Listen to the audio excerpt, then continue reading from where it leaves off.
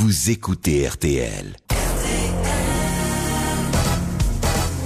À vous tous qui écoutez fidèlement RTL et les grosses têtes dans la nuit des temps, on vous souhaite une très bonne fin de nuit et on vous propose cette émission du 1er juin 2001 autour de Philippe Bouvard, Jean-Jacques Perroni, Amanda Lear, Vincent Perrault, Jacques Balutin et Michel Calabro. Alors, ça, c'est assez étonnant. Il y a une dame qui est agent de police à Los Angeles et qui... Là, je suis sûr de bien prononcer. Et elle pose nue dans Playboy. Elle a 6 pages dans Playboy. Elle doit être belle. Envoyez les photos quand même. Elle est forcément belle, parce que 6 pages en Playboy, elle est belle. Hein. Elle veut prouver qu'une femme policier peut conserver sa féminité, sinon son uniforme, qu'elle est bien faite et que après 5 années de patrouille, elle est toujours en grande forme. Ah ouais. Et ça pose pas de problème avec quand même, l'administration policière et... Alors, on n'a pas encore les résultats de ses supérieurs. On ne sait pas s'il y aura licenciement ou avancement, mais ils resteront pas indifférents parce qu'elle est très belle. Voilà un flic à qui je présenterais bien ma matraque.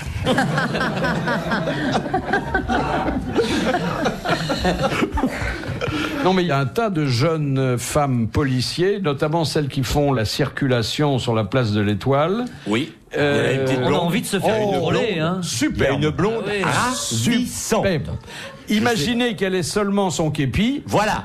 Et bien, croyez-moi, ça serait encombré, la place de l'Étoile. Et bien là, je peux vous dire qu'à l'heure où on est en train de parler, il y a déjà 2 embouteillages et 20 accidents sur l'Étoile. Ils sont tous en train de chercher la... Oui, non, mais vous pouvez pas la louper. Elle est ravissante. Elle est souvent, je vais vous le dire parce que moi je suis en moto. Elle a un petit catogan blond. Oui, elle est souvent à l'embranchement de l'avenue Foch et de l'Étoile, quand on arrive par la porte Dauphine. Ah oui. Elle est ravissante. Bon. C'est sûr qu'elle n'est pas en train de tapiner. Pardon? Non, parce que là où tu dis... à cette heure-là, au milieu de la chaussée, elle ferait pas un rond. Parce que c'est peut-être une fille qui met un uniforme pour... Non, mais on va apprendre dans le journal de 18h qu'il y a un gros problème place de l'Étoile. Au bout du fil, Madame Nathalie Charles. Bonjour Nathalie. Bonjour Philippe. Il y a une dame qui s'en va qui va faire pipi là. C'est Monsieur Perroni qui parle, mais vous avez sans doute reconnu sa voix. Oui, tout à fait, oui. Oui, c'est vrai, oui. Voilà, moi j'ai un message pour Jean-Jacques Perroni. Oh merde. Oui. Ah, justement. Pourquoi moi? Pourquoi vous? Parce que je vous aime beaucoup. Et Oh là là. Attendez, là. Vous êtes de La Rochelle, non? Non, pas du tout. J'ai fait des Carcassonne, moi. Ah, j'ai jamais mis les pieds là-bas, je vous connais pas. C'est pour ça qu'elle vous aime, elle vous a jamais vu. Oui. Eh bien, c'est pour ça que je vous appelle parce que je vous ai jamais vu et j'aimerais beaucoup vous rencontrer pour pouvoir mettre un visage sur cette voix sensuelle que vous avez. Oh putain, Abandonnez, madame. Oh vache. Oh putain, j'ai une ouverture à Carcassonne au corps. Vous voyez que c'est bien lui, madame. Oh là là. Non, mais on ne vous voit jamais à la télé. Je sens que la glace est rompue. Oui, on vous voit jamais, il est dit, Nathalie. Bah, parce que j'en fais pas. Je fais de la radio, j'ai rien au poumon. Ah ouais. Non, mais c'est vrai, on vous voir même dans un magazine ou quoi que ce soit. Ah non, je suis pas le genre à traîner partout, moi. Ben voilà, mais bon, si un jour vous passez à Carcassonne... Bon, ça, bah oui. Vous m'appelez. Vous me laissez votre adresse. Vous avez quel âge? 30 ans. C'est parfait pour lui. Et vous trouvez, Nathalie, que Jean-Jacques déborde de sensualité? Enfin, qu'est-ce qui vous excite un peu chez lui? Qu'est-ce que tu vas me casser la cabane, Nathalie? Vous savez, on a Vincent Perrault qui est aussi un cœur à prendre, hein. Oui, mais bon, je vais dire que je préfère les vieux. Ouais. Ah bah, qui me téléphone pendant que je travaille pour me faire traiter de vieux? Ah ça, elle va dérouiller la cochonne. Ah non, de Dieu. Non, je crois que madame est une femme de goût. Oui. Nous avons plus ancien en magasin, madame.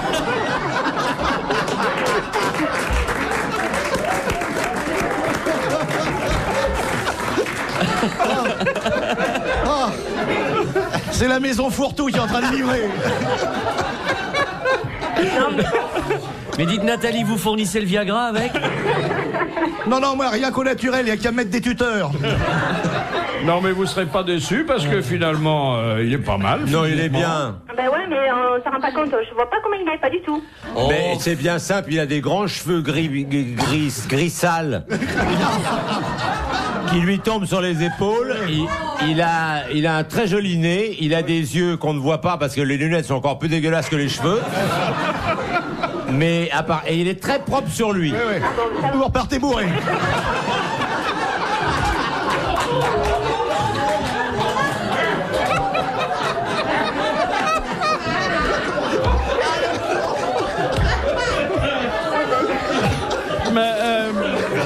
Chère Nathalie, je vous prie d'excuser ces libertés de langage que personnellement je n'approuve pas, qui me font rire, mais parce que c'est nerveux.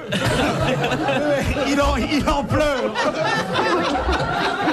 En tout cas, merci d'avoir provoqué ce bon moment et bravo.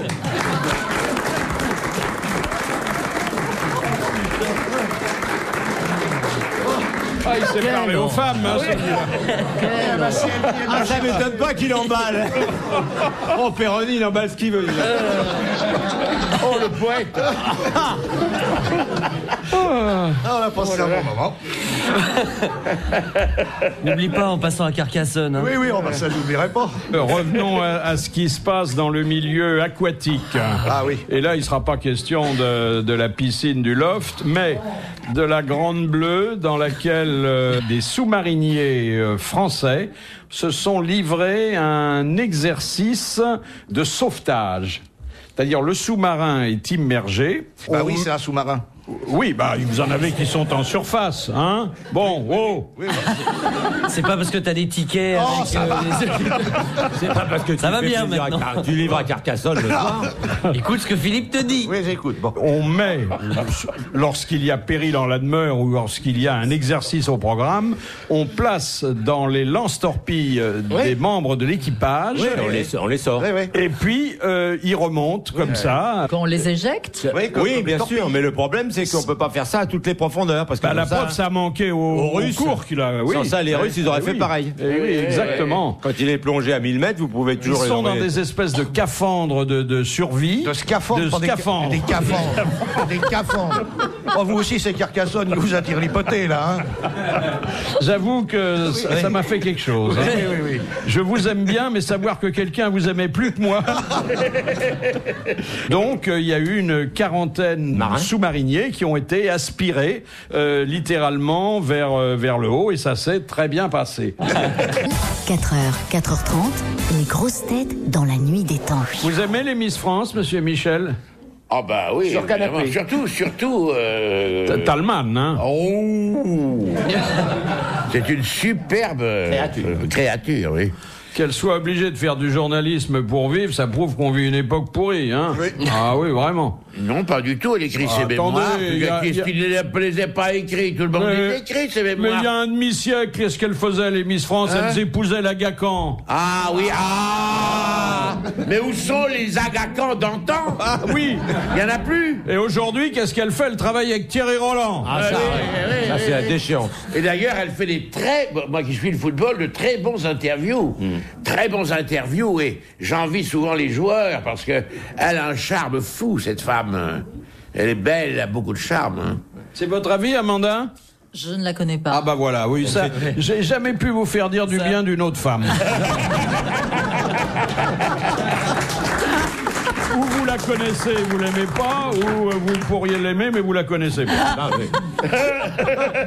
Eh oui, ce sont les femmes, ça y a rien à faire. Eh oui, elles n'ont pas la même vision que nous. Je comprends pas très bien ce qu'elle fait à interviewer des joueurs de football, mais enfin bon, ça c'est... Écoutez, on fait bien parler des chanteuses, hein. Question de monsieur Guillemin de Compiègne. Lors de la naissance du roi de Rome... Compiègne qui pourra. Oh, arrête, écoute. Si ça vous fait plaisir. T'as pas honte. Vous pensez à Pasqua? Oui, oui. Il est très occupé, là. Oh là là. Et Pasqua, c'est quand même le galabru de la politique. Ah oui, oui, c'est bien triste tout ça, oui. Mais qu'est-ce que dit de tout ça le juge d'instruction qui vous touche de près? Ah, d'abord, elle est plus juge d'instruction, hein. Dieu merci, parce que alors là, c'est effrayant, hein. Coucher avec un juge d'instruction, on a toujours l'impression qu'on va avoir des menottes au matin, hein.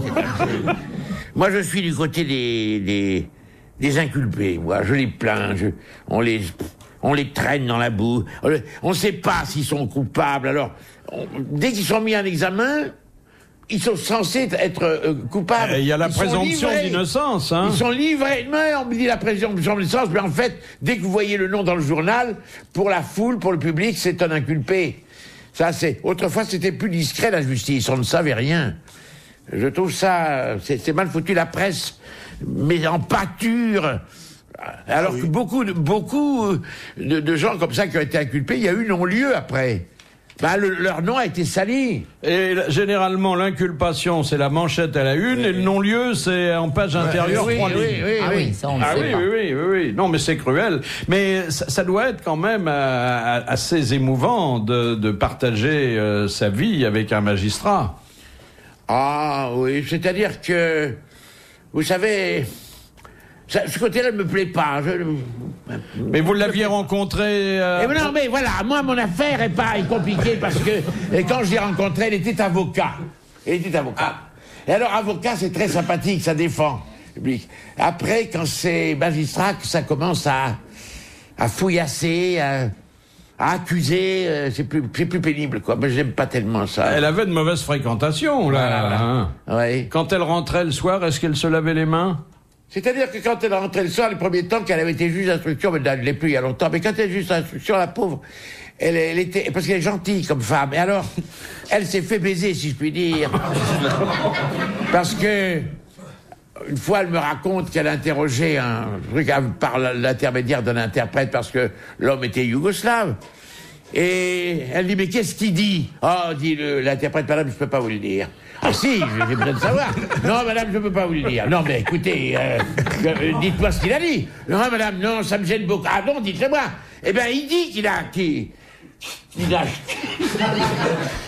qu'une chose qui l'intéresse, c'est tirer un coup avec vous.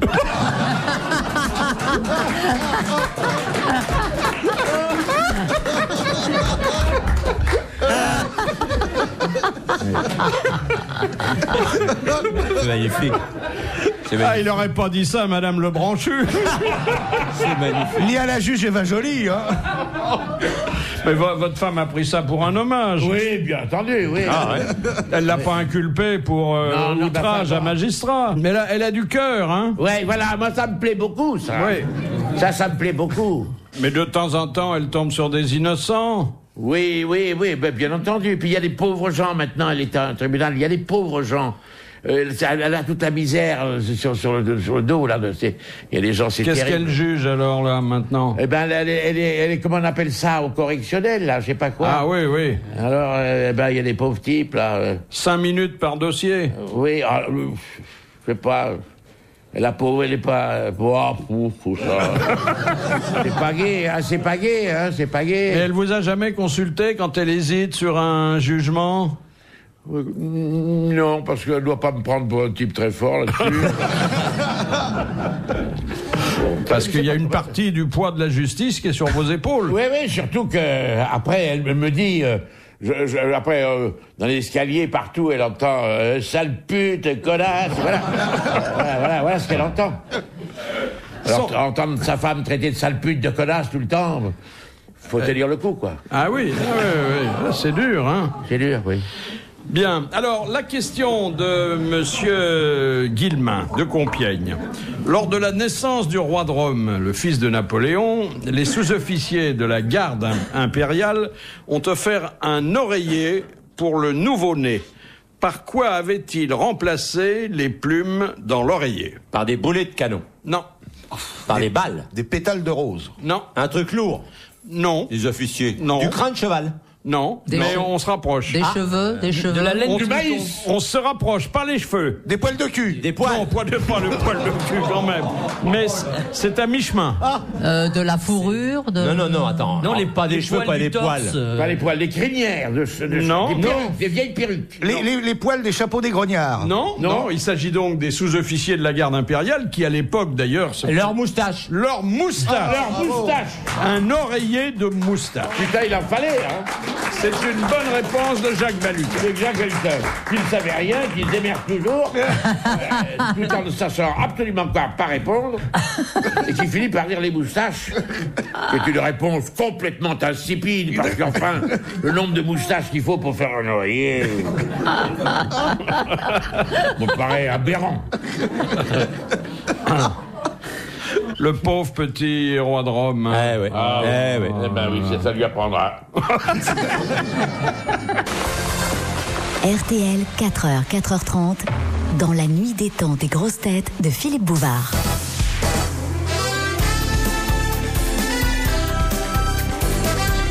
Dernière ligne droite pour vos grosses têtes dans la nuit des temps du 1er juin 2001 avec Philippe Bouvard, Jean-Jacques Perroni, Amanda Lear, Vincent Perrault, Jacques Pastin et Michel Galabru.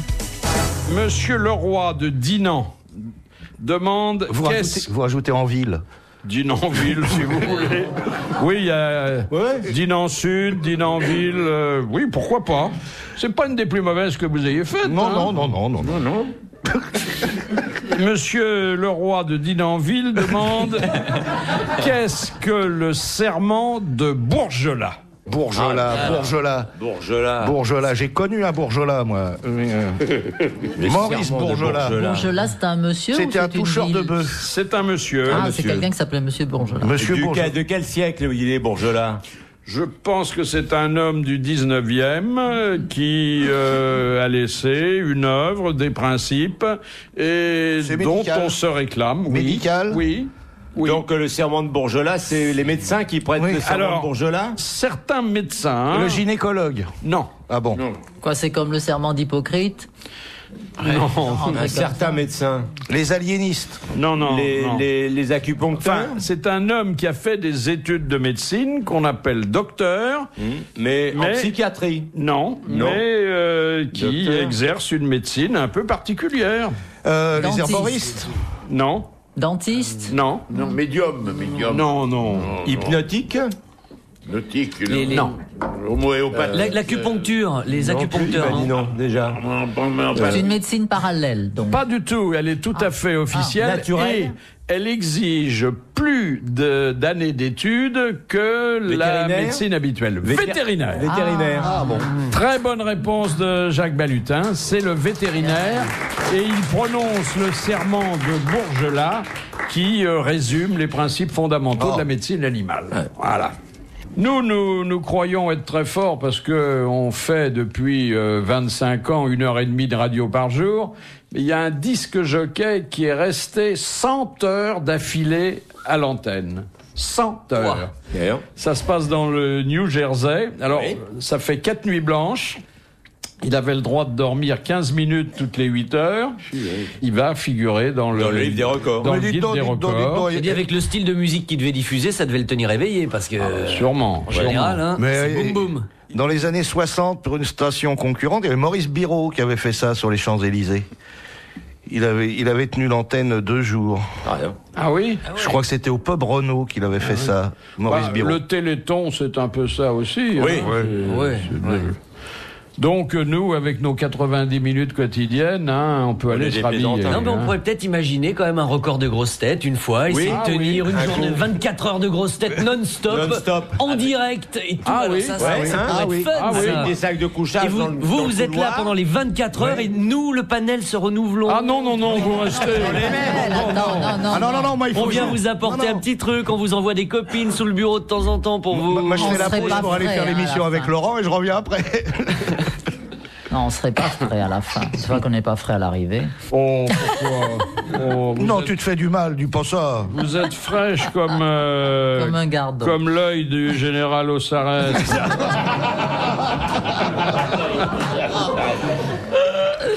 Question de Monsieur Scran de Dunkerque. Dans le film de Cocteau, Le Testament d'Orphée, vous voyez où je vais en venir, Vincent? Non. 4 personnages jouaient leur propre rôle. Ah oui, il y avait Charles Aznavour. Il y avait pas Boris Vian. Attendez, il y avait Picasso. Aznavour, Picasso, il y en a 2 autres. Avec Picasso, il y avait le torero Dominguín, je crois. Il y avait Dominguín. Oui, 4 artistes de disciplines différentes. Et il y avait un danseur. Et il y avait un danseur. Il s'appelle Serge Liffard. Bah, ils se sont mis à 3, mais c'était très, très rapide et très, très exact. Bonne réponse de Jean-Jacques Perroni, de Vincent Perrault et d'Amanda Lear. Les 4 personnages qui jouaient leur propre rôle dans le Testament d'Orphée, c'était Picasso, Aznavour, Liffard et Dominguine.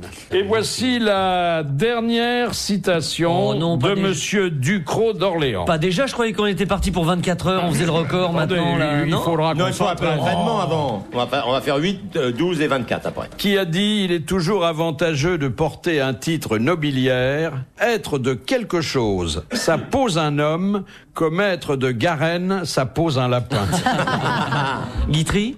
Non, c'est antérieur à Guitry. Le chasseur français. Non. Allais. Oui, qu'est-ce qui a dit Alphonse Allais? Ben, c'est toujours le même, c'est toujours Jacques Bellatin. Bravo, merci, à la prochaine fois. Retrouvez